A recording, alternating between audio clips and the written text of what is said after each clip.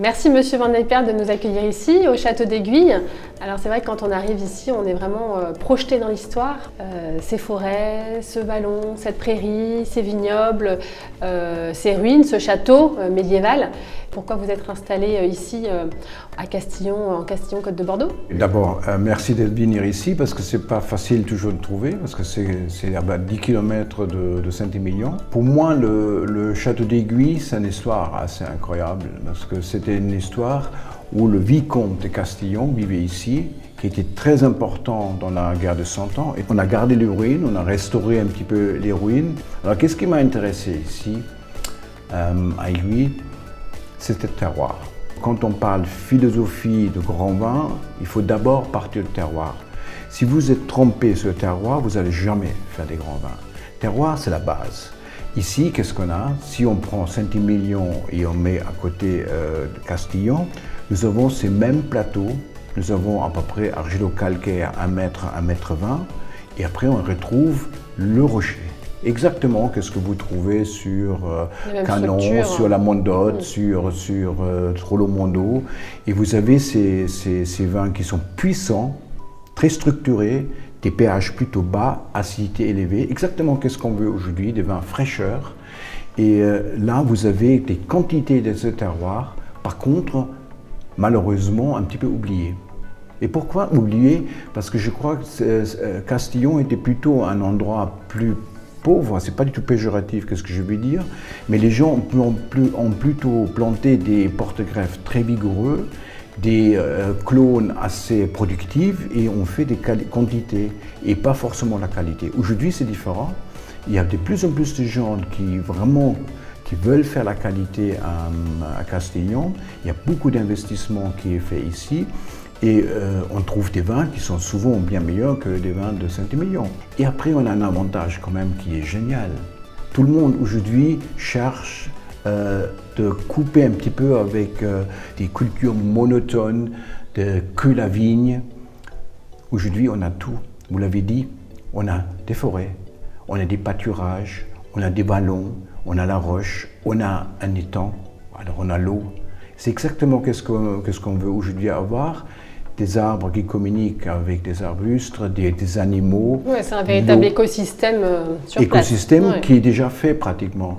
Alors nous, on accentue encore davantage là-dessus.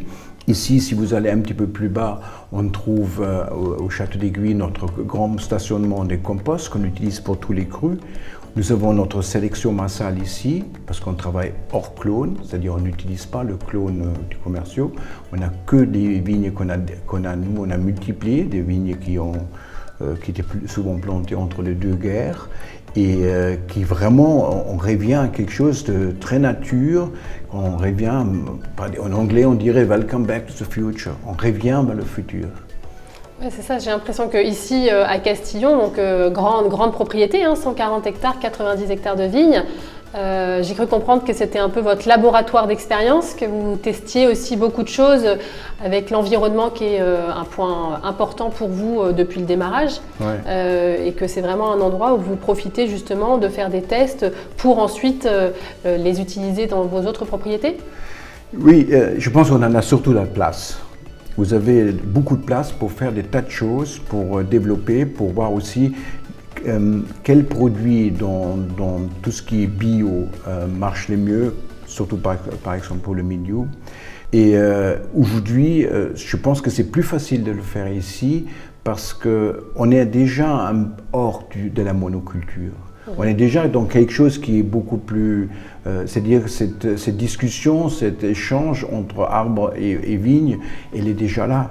C'est-à-dire que ce n'est pas à créer. Aujourd'hui, on a une formidable vie de sol qui nous a permis aussi, dans un millésime comme 2022, avec beaucoup de chaleur, beaucoup de sécheresse, on a probablement fait une des plus belles récoltes quantitatives.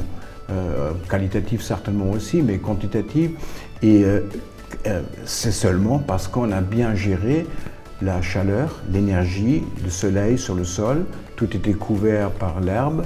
Et je pense que ça, c'est des choses qu'il faut absolument intégrer avec notre changement climatique. On a besoin de nous protéger. Par contre, on n'est pas du tout pour de changer notre Merlot, notre Cabernet Franc contre d'autres cépages. Ici, le Merlot, dans un sol comme Château d'Aiguille, est vraiment le roi. On a surtout 80-85% Merlot.